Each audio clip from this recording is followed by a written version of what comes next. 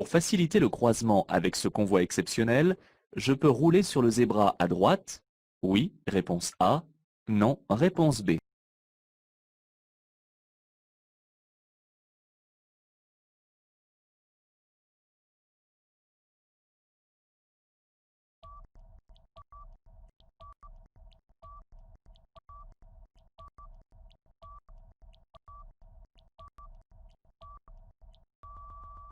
En règle générale, il est interdit de circuler, de s'arrêter ou de stationner sur les zébras.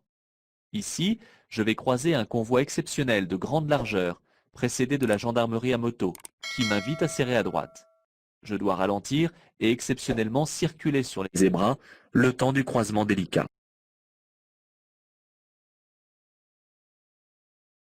Dans cette situation, je m'arrête. Réponse A. Je passe. Réponse B.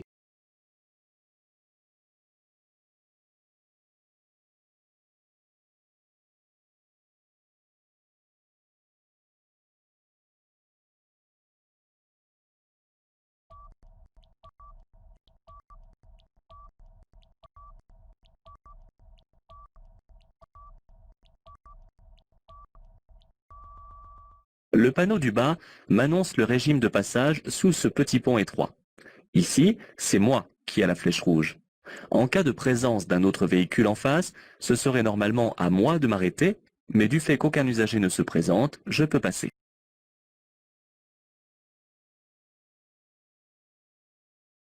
À chaque passage de pont, ce camion fait des écarts de trajectoire sur sa voie.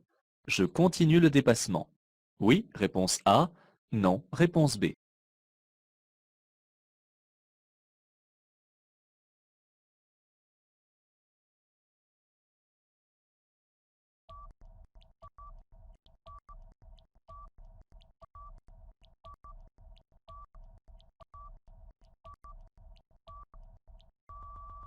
Les véhicules lourds ont tendance à faire des zigzags lors des passages sur ou sous les ponts.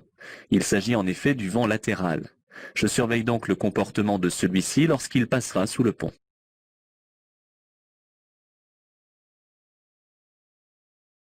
Je dois obligatoirement céder le passage lorsque je sors d'une voie sans issue. Réponse A. D'un chemin de terre. Réponse B. D'un terrain privé. Réponse C. D'un centre commercial. Réponse D.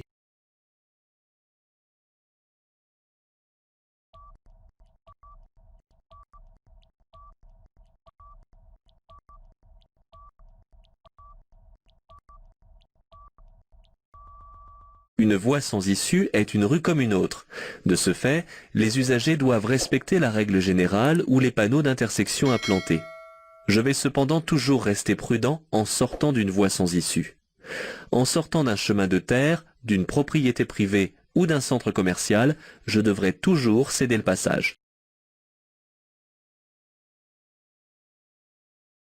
J'entre sur un parking privé et payant. Je paie en entrant. Réponse A. En sortant. Réponse B.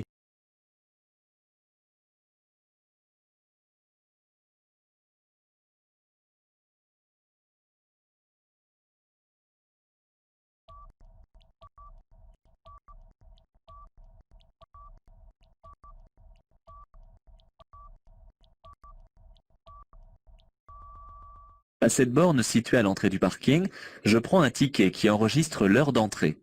La somme payée est en général en rapport avec la durée du stationnement. C'est à la caisse de sortie que je paierai le montant du péage.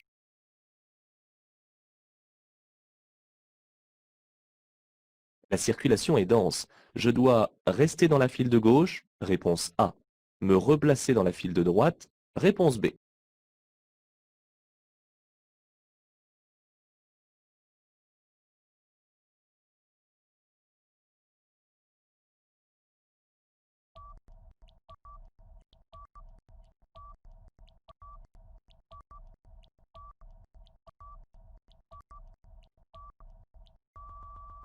Sur les routes à sens unique, lorsque la circulation est dense et s'établit en file ininterrompue sur toutes les voies, les conducteurs doivent rester dans leur file, sauf s'ils souhaitent changer de direction.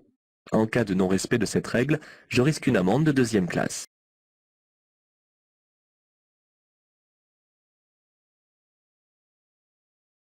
Pour prendre la bretelle de sortie en toute sécurité, je ralentis dès maintenant. Réponse A. Sur la voie de décélération seulement. Réponse B.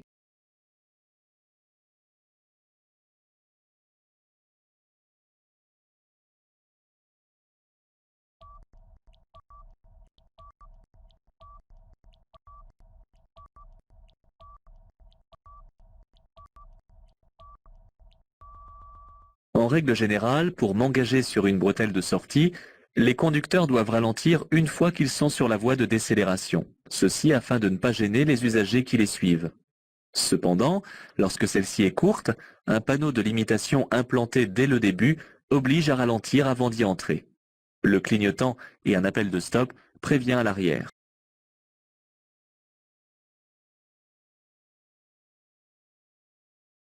Je reviens progressivement à 50 km/h. Oui, réponse A. Non, réponse B.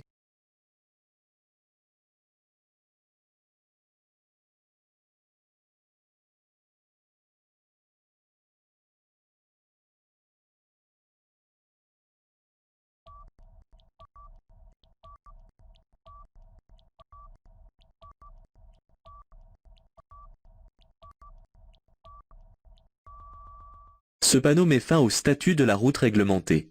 J'aperçois au loin un carrefour giratoire et un panneau de prescription qui limite la vitesse des usagers. Comme je quitte l'axe rapide, je ralentis dès maintenant afin d'être à 50 km/h au niveau du panneau de limitation, car c'est la vitesse généralement indiquée pour arriver en sécurité à proximité d'un rond-point.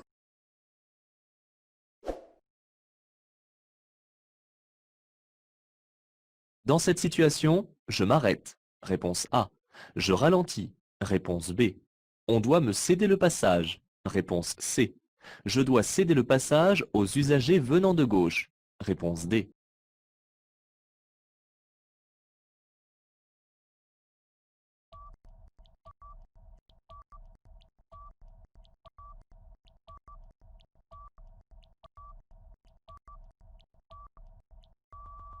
Les feux tricolores ne fonctionnent pas. Je dois donc tenir compte du panneau implanté sous ces feux. Celui-ci m'indique que les autres usagers doivent me céder le passage. Je n'ai donc pas à laisser passer les usagers venant de gauche, mais je ralentis tout de même car je traverse une intersection.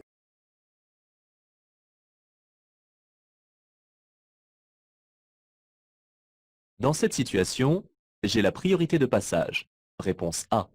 Je cède le passage aux usagers venant de droite. Réponse B.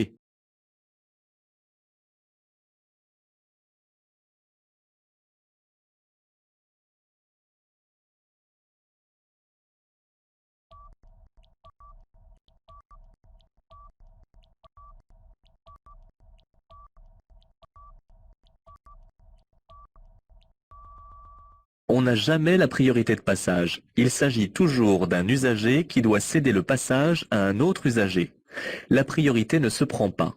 En l'absence de signalisation, il faut appliquer d'office la règle de la priorité à droite. C'est ici le cas, car aucun panneau et aucun marquage au sol n'indiquent la règle de passage à appliquer à cette intersection.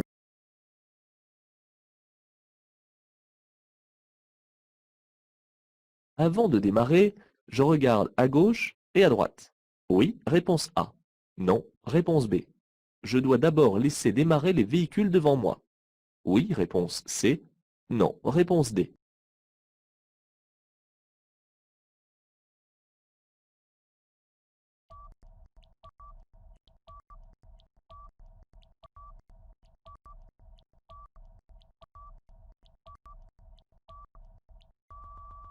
Mon feu est au vert. La voie est donc ouverte, mais cela ne doit pas m'interdire de regarder à gauche et à droite pour voir si la circulation s'est bien arrêtée de part et d'autre.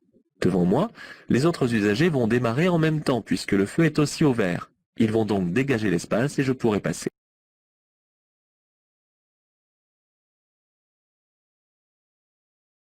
Pour aller tout droit, je quitte l'axe prioritaire. Oui, réponse A. Non, réponse B. Je cède le passage aux autres usagers. Oui, réponse C. Non, réponse D.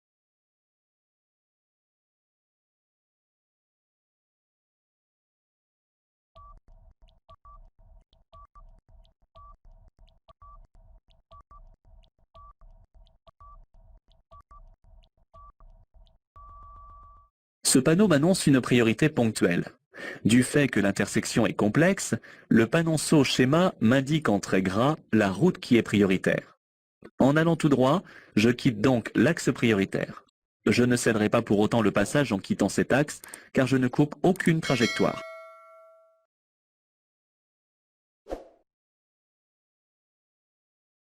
Je tourne à gauche.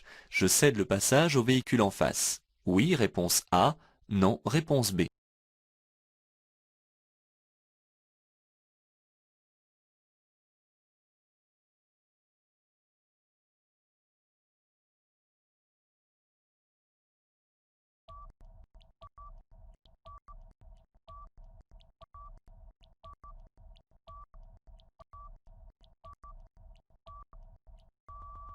En tournant à gauche, dans l'intersection, je coupe l'axe des véhicules en face. Je dois alors leur céder le passage. Je me dirige vers une autoroute. Oui, réponse A. Non, réponse B.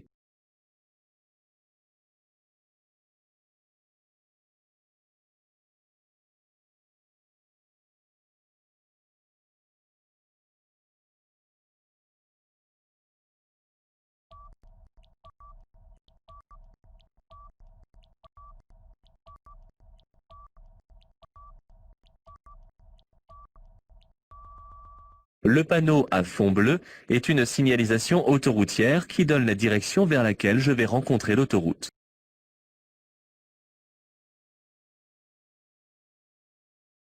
Je peux tourner à droite. Oui, réponse A. Non, réponse B.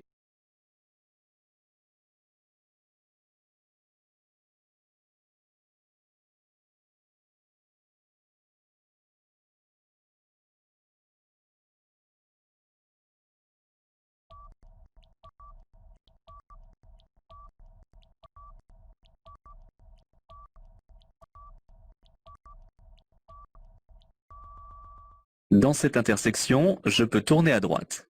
En effet, l'interdiction ne me concerne pas car le panonceau précise qu'il est seulement interdit de tourner aux véhicules de plus de 3,5 tonnes de poids total autorisés en charge.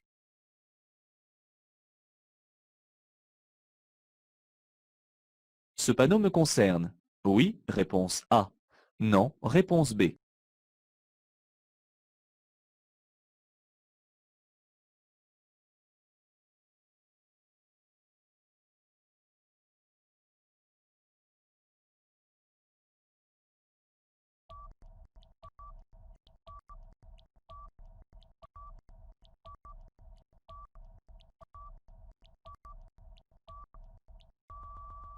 Le panneau triangulaire m'annonce un danger particulier. Un panonceau, situé sous le panneau de danger, me précise une sortie de camion. Il concerne donc tous les usagers de la route et par conséquent je dois ralentir.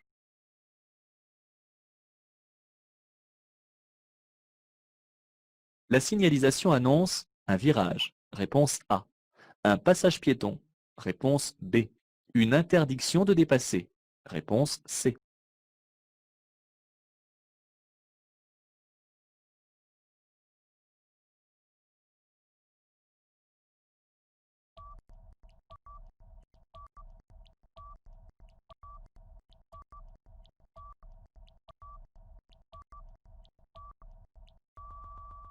La signalisation m'annonce, grâce au panneau carré bleu, la position du passage piéton. Par ailleurs, la ligne continue au sol me signale une interdiction de dépasser. Le virage n'est pas signalé car, circulant en agglomération, la vitesse ne nécessite pas de signaler la courbe.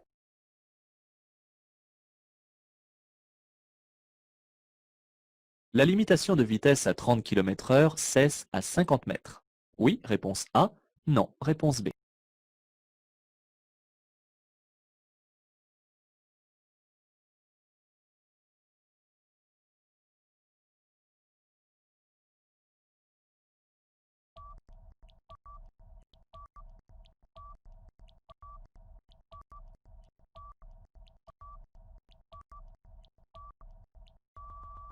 Si la limitation à 30 km/h portait au-delà du deuxième panneau, qui limite quant à lui la vitesse à 50 km/h, ce dernier serait barré ou occulté.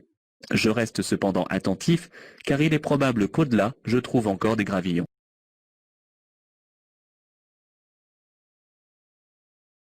J'entre dans un département. Réponse A. Dans une agglomération. Réponse B. Dans un lieu-dit. Réponse C.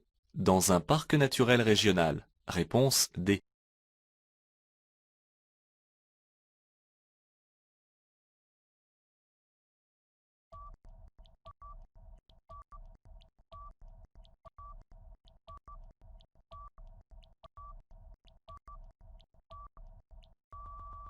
Ce signal est un panneau de localisation. Il marque l'agglomération de Gouttières. La vitesse y est limitée à 50 km/h et l'usage de l'avertisseur sonore y est interdit. Je circule actuellement sur la route départementale numéro 18.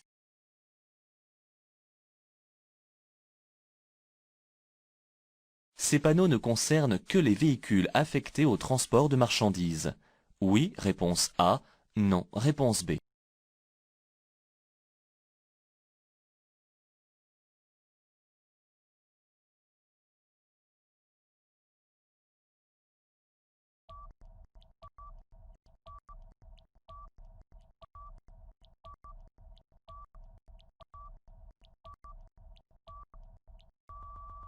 Tous les véhicules sont concernés par les limitations de vitesse et leur possible contrôle sur la route.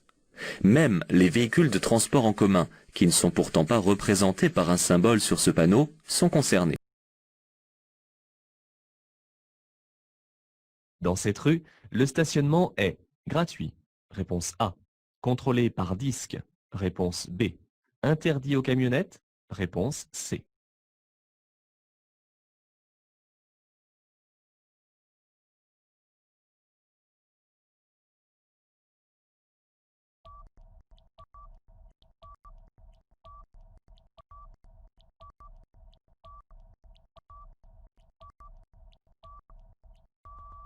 Le panneau interdit le passage uniquement aux véhicules de plus de 3,5 tonnes en transit. Les camionnettes ne sont pas concernées et peuvent venir stationner. Le stationnement est contrôlé par disque puisque le marquage au sol est de couleur bleue. Une zone bleue est gratuite.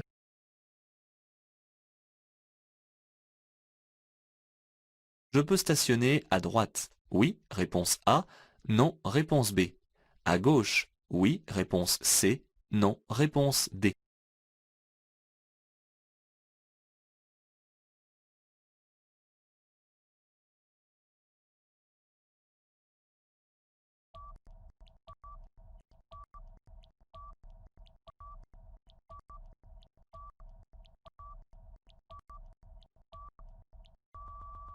Hors agglomération, je stationne de préférence à droite de la chaussée, à moins que ce côté soit inaccessible. C'est ce que dit la règle. Un emplacement se présente à moi à droite, je me range donc à droite et non pas à gauche.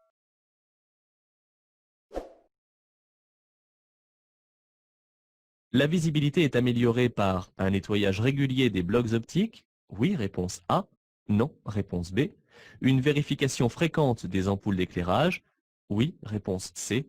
Non, réponse D.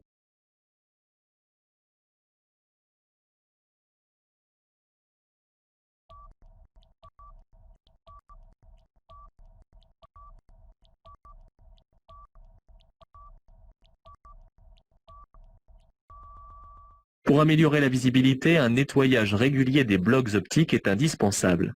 La durée de vie d'une ampoule est limitée à plusieurs centaines d'heures, mais sa luminosité diminue sans qu'on s'en aperçoive. Lorsqu'on change une ampoule, il faut toujours aussi changer l'ampoule symétrique.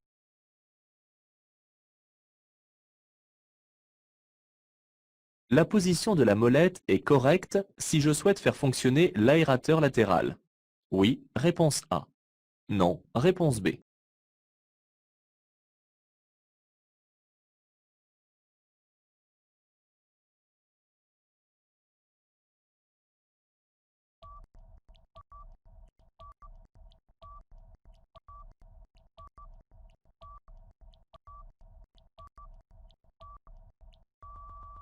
Pour dégivrer ou désembuer les vitres latérales et le pare-brise, il faut, en plus d'activer la commande de la répartition de l'air et celle du réglage de la température, ouvrir les aérateurs. Pour ce faire, il faut tourner la molette vers le haut. Il est également possible d'orienter l'aérateur à gauche ou à droite en manœuvrant la languette, et de bas en haut en appuyant sur l'aérateur.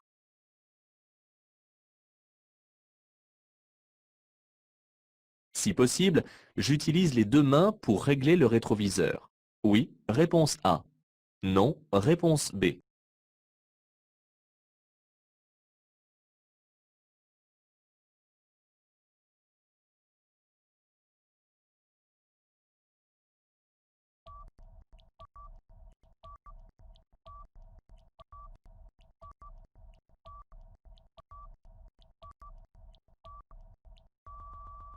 Afin de bien régler le rétroviseur, il est beaucoup plus aisé de saisir celui-ci comme sur la photo, avec les deux mains et sans poser ses doigts sur la glace. Si l'on est de petite taille, le rétroviseur sera réglé par petites touches.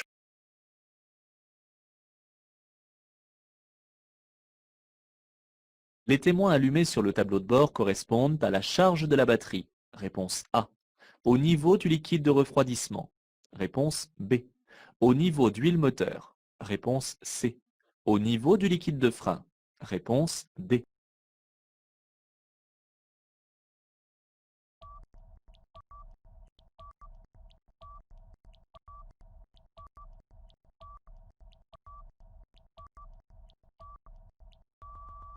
Les témoins de couleur rouge affichés sur le tableau de bord correspondent à la batterie et au niveau d'huile moteur. Si, lorsque je circule, l'un des témoins rouges s'allume, cela indique une anomalie importante, voire dangereuse.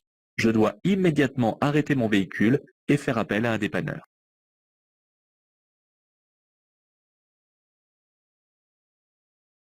Dans ce tunnel, hors agglomération, je peux circuler avec les feux de position seuls.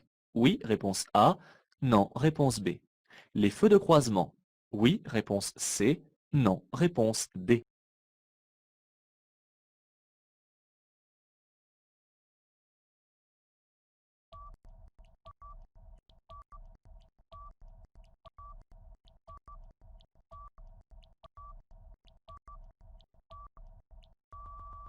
Dans un tunnel éclairé hors agglomération, l'utilisation des feux de position n'est pas suffisante pour voir et pour être vu.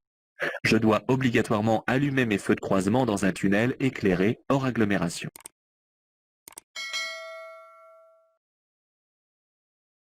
Je circule à 130 km/h pour rejoindre Millau.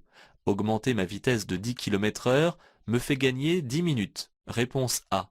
Me coûte 1 point au permis. Réponse B.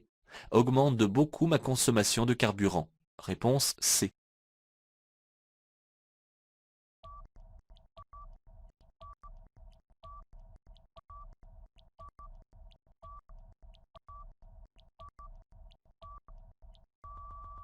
Gagner du temps n'est qu'une impression. Je ne gagnerai que 2 ou 3 minutes, tout au plus, sur les 74 km qui restent à parcourir jusqu'à Millau. Que cela représente-t-il sur un long trajet? Pour quel risque pris et quel coût? Je vais gagner très peu pour une surconsommation réelle et un point en moins si je suis contrôlé.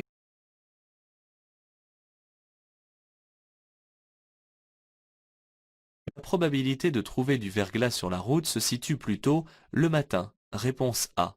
L'après-midi. Réponse B.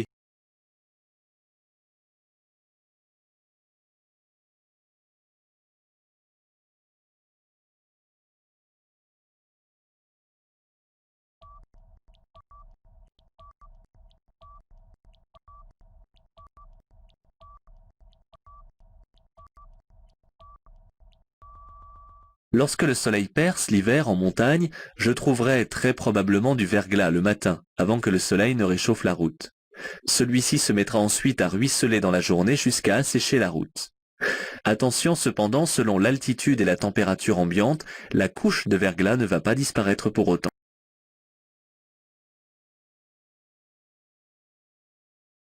Lors d'un incendie dans un tunnel, je peux rester à proximité des véhicules de secours. Oui, réponse A. Non, réponse B. Je dois rejoindre un abri de sécurité. Oui, réponse C. Non, réponse D.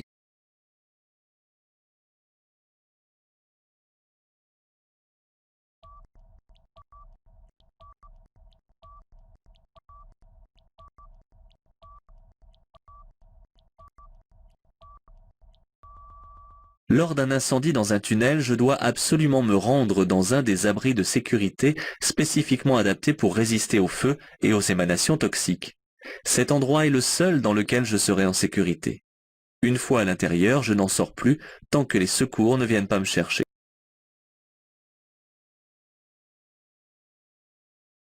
Le niveau de pollution de ce véhicule est bas. Réponse A. Moyen. Réponse B. Élevé. Réponse C.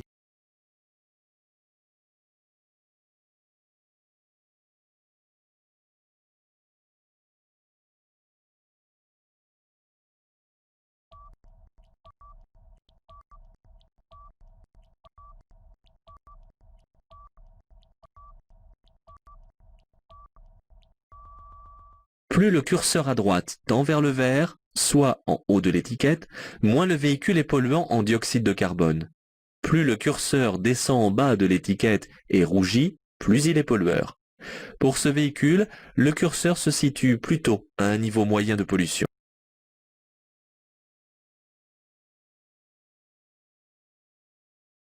Je peux être dangereux avec un seul verre de boisson alcoolisée. Oui, réponse A. Non, réponse B. Alcool et cannabis consommés ensemble augmentent la dangerosité de la conduite. Oui, réponse C. Non, réponse D.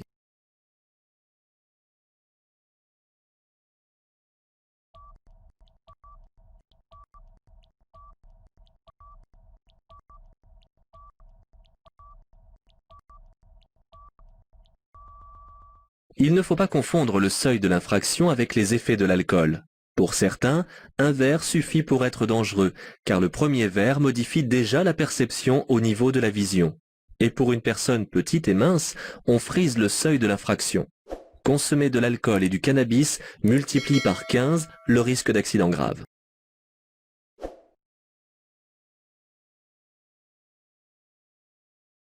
Allumer les feux avant de brouillard est possible par forte pluie. Réponse A. Par neige tombante. Réponse B. Par conditions de nuit. Réponse C. Par brouillard. Réponse D.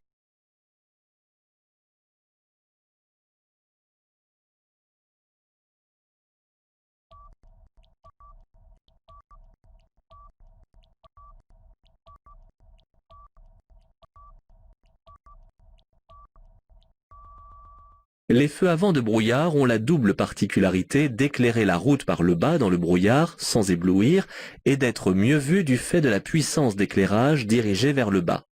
La nuit et par bonne météo, on ne les allume pas, sauf sur une route sinueuse et étroite, en appui des feux de route car le faisceau est large.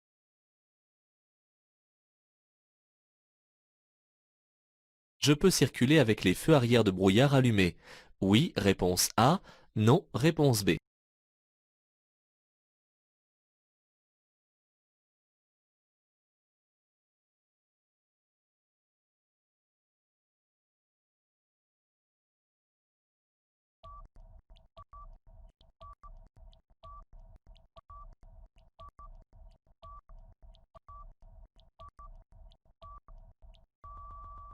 Les feux de brouillard, qu'ils soient avant ou arrière, ne s'allument que si la neige tombe. Elle ne tombe plus, je les éteins.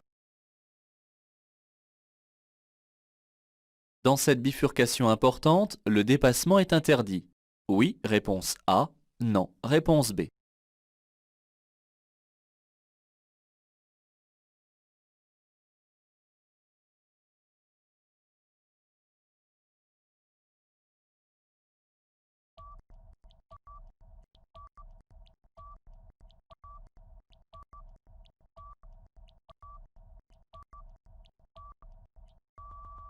Cette route rapide passe à 4 voies au niveau de la bifurcation et 2 voies sont dédiées à la direction autoroutière. La deuxième voie peut donc être utilisée pour dépasser. Cependant, je dois tenir compte du virage et de la limitation de vitesse, qui n'incite guère à dépasser d'autres véhicules que des poids lourds circulant lentement par exemple. Je suis un conducteur novice ayant suivi la formation traditionnelle au permis de conduire. Sur autoroute, ma vitesse est limitée à 110 km/h pendant 1 an. Réponse A. 2 ans. Réponse B. 3 ans. Réponse C.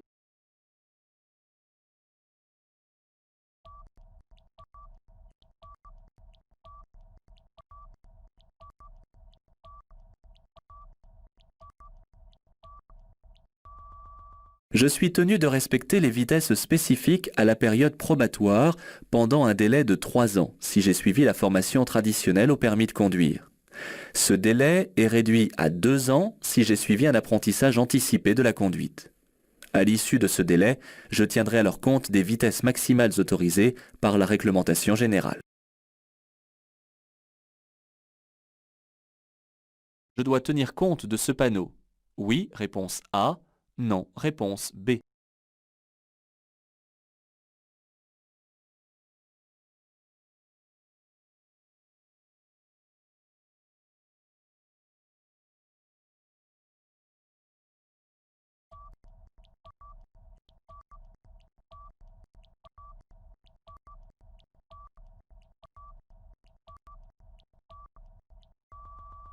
Je circule actuellement sur une route à caractère prioritaire. Ce panneau concerne ceux qui sortent à droite. Pour ma part, la route continue d'avoir le même statut. La circulation s'effectue dans les deux sens à 150 mètres. Oui, réponse A. Non, réponse B. À 50 mètres. Oui, réponse C. Non, réponse D.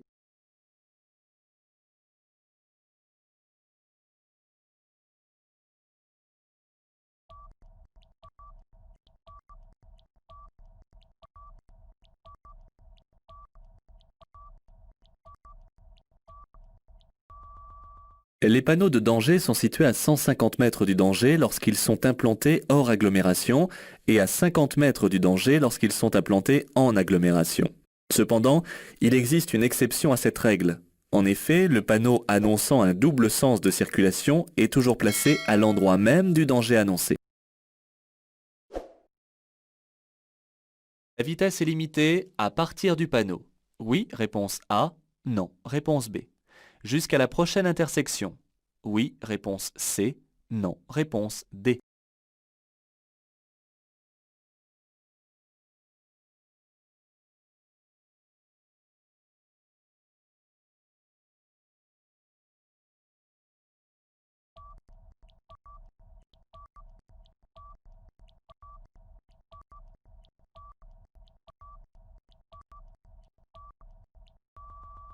Avec un peu d'observation, je remarque la présence d'un panonceau de rappel sous le panneau de limitation de vitesse à 50 km/h. La vitesse est donc déjà limitée à 50 km/h. Un panneau de prescription prend effet jusqu'à la prochaine intersection.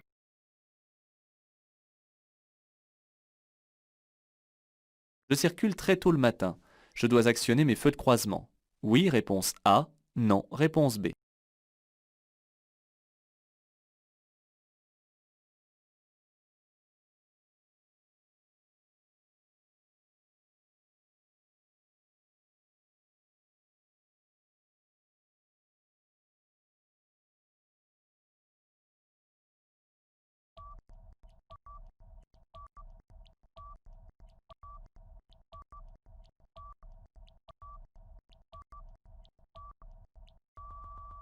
La lumière est encore rasante et si cette moto n'était pas éclairée, je la distinguerais mal. Je suis encore obligé de circuler avec les feux de croisement allumés. Si je ne respecte pas cette règle, je risque une amende de 4e classe, mais je risque surtout de ne pas être aperçu par les autres usagers.